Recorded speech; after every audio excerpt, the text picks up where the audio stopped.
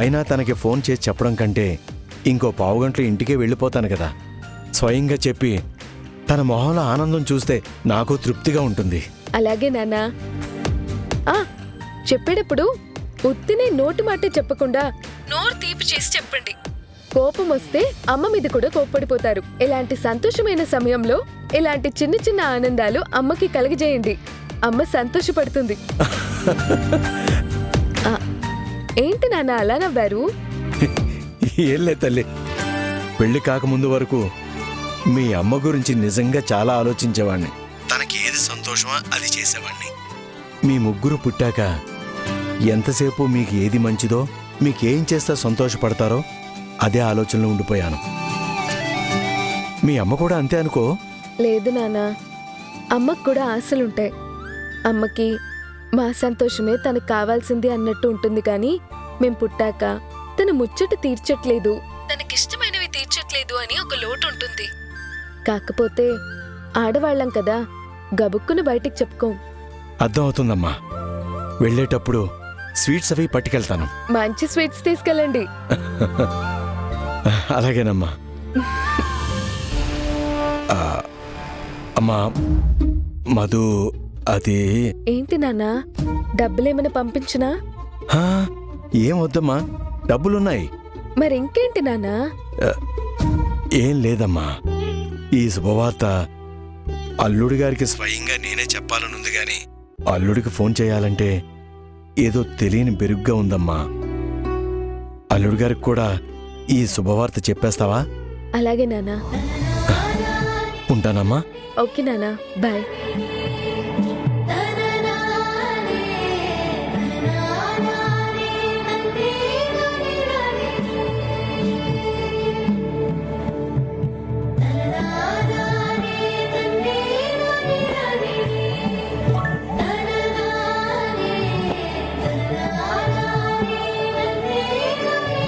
అయ్యో, నా దగ్గర డబ్బులు లేవనుకుని మధు 5,000 ట్రాన్స్ఫర్ చేసిందేంటి?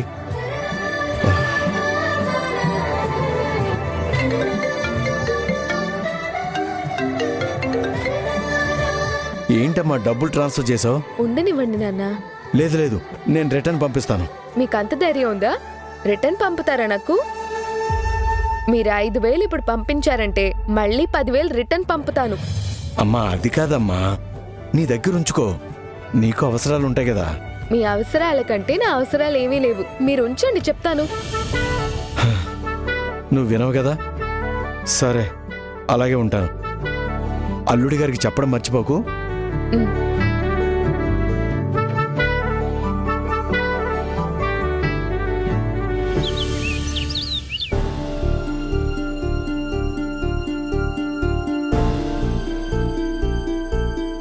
దేవకి, ఒక్క నిమిషం ఇలారా.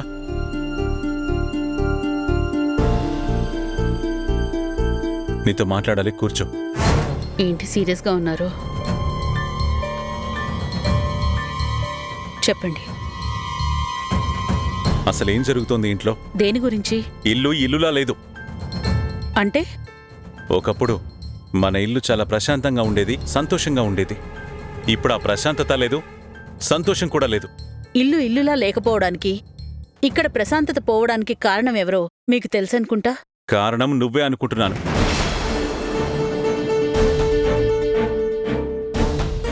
మనకి పెళ్లైన ఇన్నేళ్లలో మీరెప్పుడు ఈ మాట నన్ను అనలేదు. నేను కూడా అదే మాట చెప్తున్నాను. మనకి పెళ్లైన ఇన్నేళ్లలో ఇంత మార్పు నేను చూడలేదు. నేనేం మారానండి? నేను మునుపట్లాగే ఉన్నాను. లేదు, చాలా మారిపోయావు. మధుని నువ్వు కార్నర్ చేస్తున్నట్టుగా ఉంది. నేనెవరినీ కార్నర్ చేయడం లేదు. నా హద్దుల్లోనే నేనుంటున్నాను. నీ హద్దుల్లో ఉన్నావని సమాధానం చెప్పొచ్చు, కానీ నువ్వు మధుని హద్దుల్లో ఉంచుతున్నావనేది నాకనిపిస్తుంది. మీకు అలా అర్థమైతే నేనేం చేయగలను చెప్పండి? అసలు నీ ప్రాబ్లం ఏంటి? ఎందుకు మధుని పరాయిదానిలాగా చూస్తున్నావు? తను ఈ ఇంటికి పెద్ద కోడలు, నీ తర్వాత ఈ ఇంటి బాధ్యతలు చూసుకోవాల్సిన అమ్మాయి. మొన్నటి వరకు నువ్వు తనతో బావుండేదానివి, కన్న కూతుర్లా చూసుకునేదానివి. ఇప్పుడు సడన్గా ఏమైంది? ఎందుకిలా బిహేవ్ చేస్తున్నావు? ఏమైందో మీకు తెలీదా? అరే, ఒక మనిషి పొరపాటు చేయకుండా ఉంటారా? ఆ పొరపాటు తర్వాత దాన్ని సరిదిద్దుకునే అవకాశం ఇవ్వరా? అదే దెప్పి పొడుస్తూ అలాగే దూరం పెట్టి హింసిస్తారా? నేనెవ్వరినీ హింసించడం లేదు. ప్రతి రిలేషన్షిప్లోనూ కొన్ని లిమిటేషన్స్ ఉంటే మంచిదని రియలైజ్ అయ్యాను. దానికి తగ్గట్టే నడుచుకుంటున్నాను. ఇది కరెక్ట్ కాదు దేవకి. దయచేసి నా పెద్దరికాన్ని, నా గౌరవాన్ని నన్ను కాపాడుకోనివ్వండి. నేను ఇలాగే ఉంటాను. అంటే నువ్వు తనని క్షమించవా? అర్థం చేసుకోవా? మనుషుల్ని అర్థం చేసుకున్నాను కాబట్టే నేనిప్పుడు ఇలా ఉన్నాను. అది మీరు తెలుసుకోండి. నువ్విప్పుడు మాట్లాడుతున్నావు చూడు, ఈ సమాధానాలన్నీ కొత్తగా ఉన్నాయి. నువ్వులా లేవు దేవకి. సరే, ఇప్పుడు నన్నేం చేయమంటారు? మనుషుల ముందు ఫేక్గా నటించమంటారా? అలా నటించడం నాకు చేత కాదు.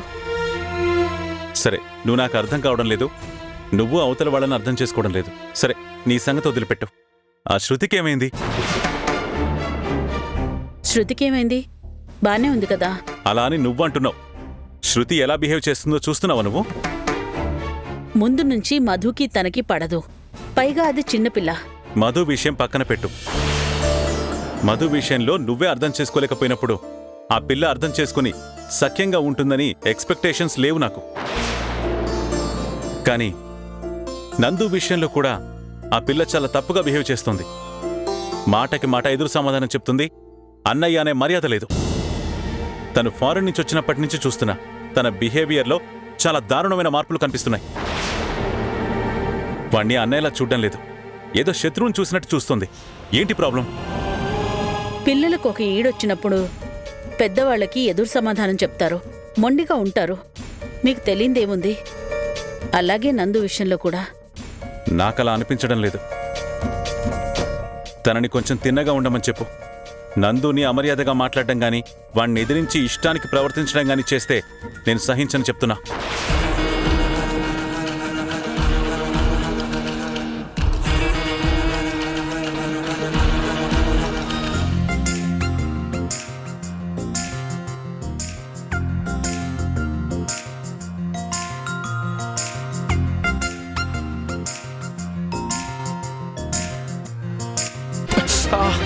అయ్యో, సారీ సారీ సారీ సారీ. చూసుకోలేదు. పర్లేదు, ఏం కాలేదు. ఏం కాలేదేంటి? తంగమని సౌండ్ వస్తే ఎలా రండి.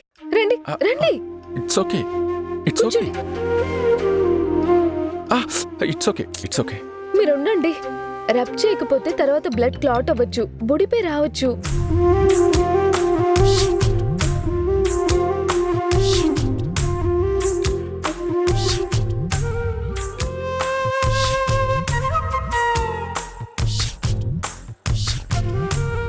ఏంటి అలా చూస్తున్నారు? ఏం లేదు, నొప్పి తగ్గిపోయింది.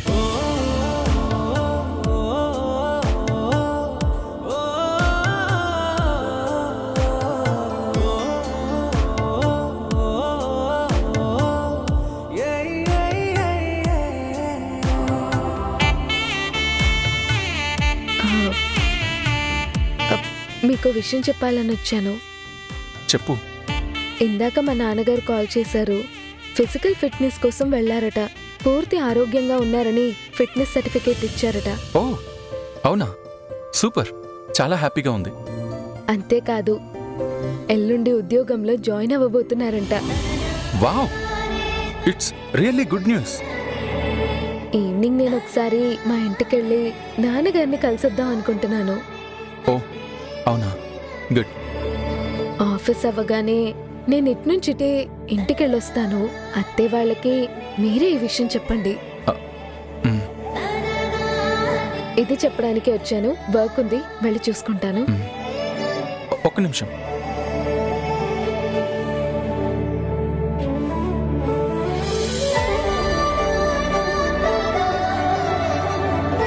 తీసుకో. మీ నాన్నగారు మళ్ళీ ఉద్యోగంలో జాయిన్ అవబోతున్నారు కదా, ఆయన కోసం ప్రత్యేకంగా ఏదైనా కొని తీసుకువెళ్తే బాగుంటుంది అనిపించింది. ఈ డబ్బుతో ఏదైనా కొను. అదేం వద్దు. నేనిస్తున్నానని వద్దంటున్నావా? అదేం లేదు. మరి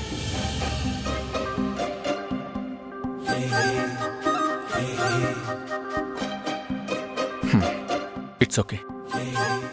ఒక్క నిమిషం.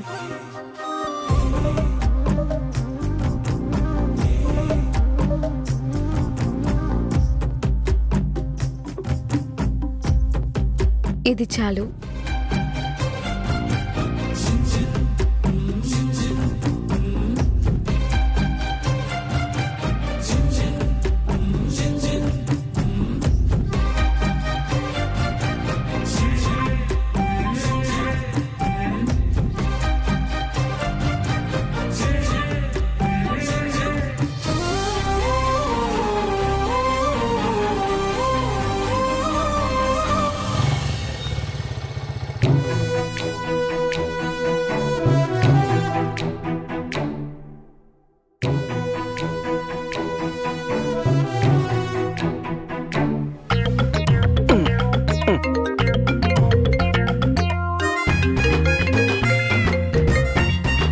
హలో సార్, నేను డెలివరీ బాయ్ సార్. వచ్చేసావా? ఆఫీస్ బయటే ఉన్నాను సార్. లోపలికి వచ్చి ఇవ్వాలా లేదా రిసెప్షన్లో ఇచ్చేయాలా? ఏ రిసెప్షన్లో ఇవ్వకు, నేనే బయటకు వస్తాను, వెయిట్ చేయి. అలాగే సార్.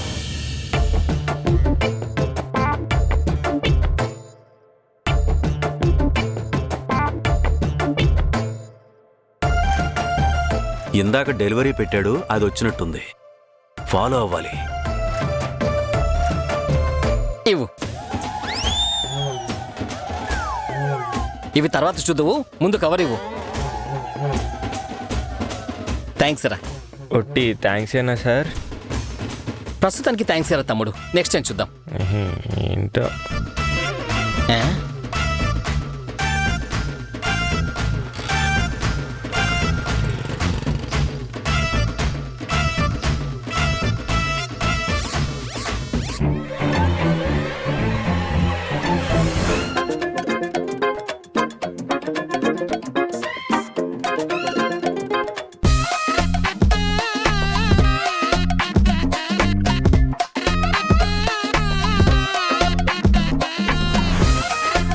వీడింత రహస్యంగా ఆ డబ్బా జల్లిడ మట్టి తీసుకుని అటెందుకెళ్తున్నాడు?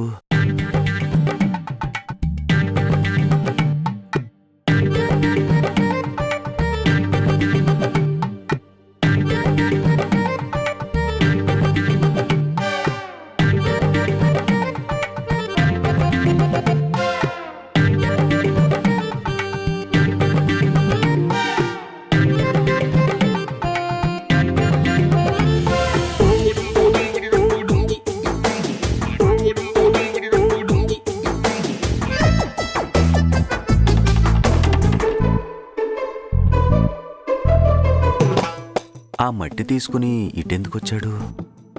ఏం చేస్తున్నాడు చెప్పమా?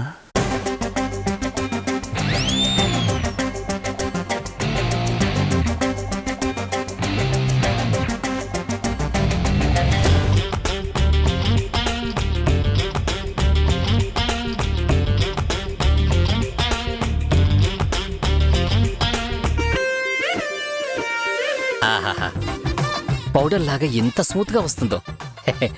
ఇది కదా మనకు కావాల్సింది. ఇవాళ మ్యాటర్ వర్కౌట్ అయిపోద్ది. ఏం మ్యాటర్ వర్కౌట్ అవుద్ది? అసలు ఎందుకు జల్లిస్తున్నాడు వీడు?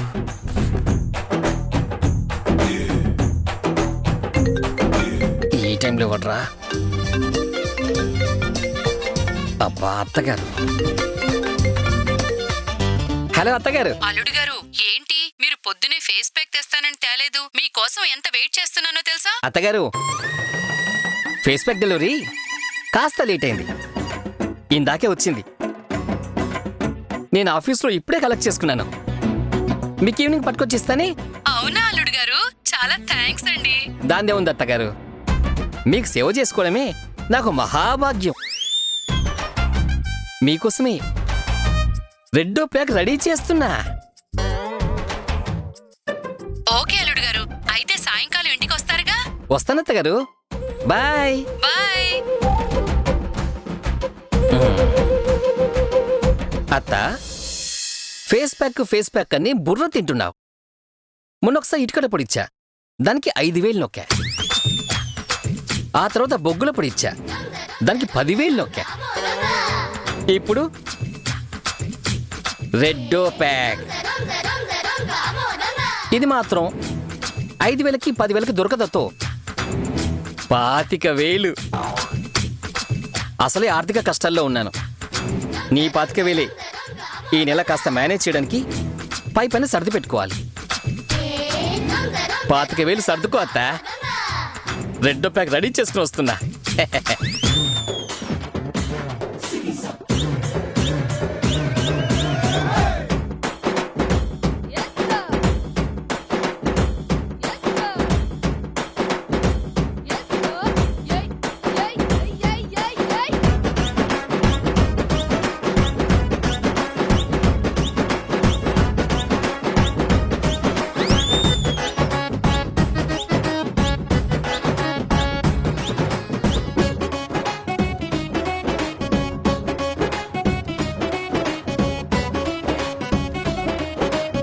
అత్త, రెడ్ ఫేస్ ప్యాక్ రెడీ. వస్తున్నా.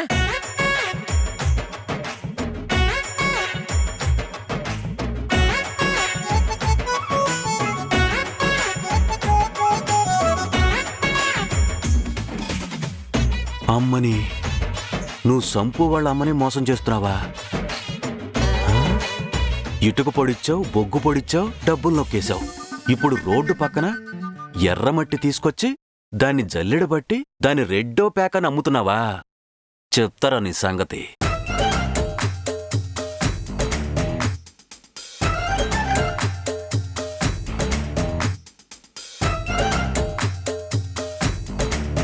అమ్మో, ఇక్కడొద్దు. ఏం చేద్దాం?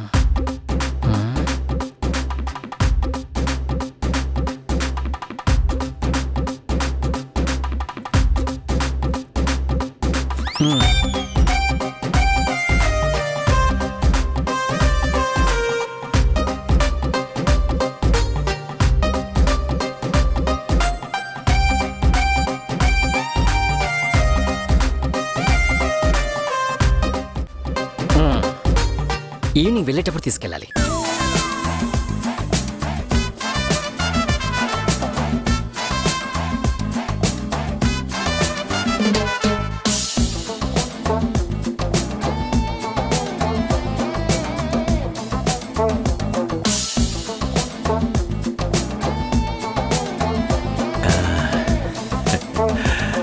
ఇప్పుడు దీన్ని నేను మారుస్తాగా.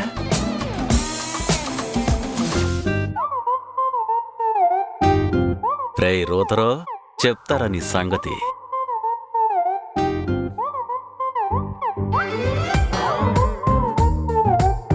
అరే రోతరో, నువ్వు ఎర్రమట్టిని జల్లించి రెడ్డో ప్యాక్ అని అమ్మాలనుకున్నావురా. ఇప్పుడు నేను ఈ ఎర్రకారాన్ని ఇందులో కలిపి ఎర్రమట్టిని తీసేస్తా.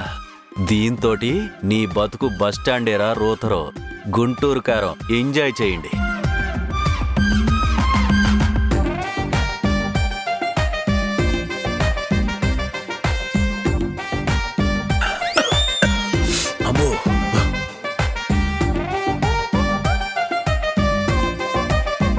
రే రోతరో, గుంటూరు కారం ఎంజాయ్ చేయరా.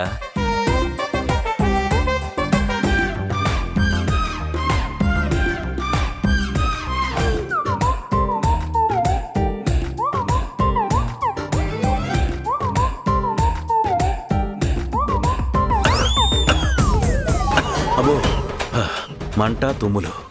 దీనికే ఇంత ఘాటుగా ఉందంటే ఇంకా ఆవిడ మొహానికి రాసుకుంటే పరిస్థితి ఏంటో.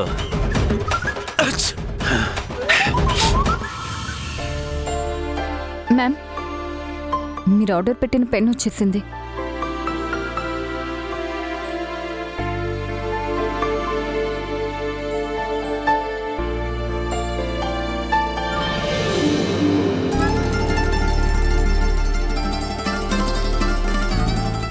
సంపు, ఈ పెన్ ఎలా ఉంది?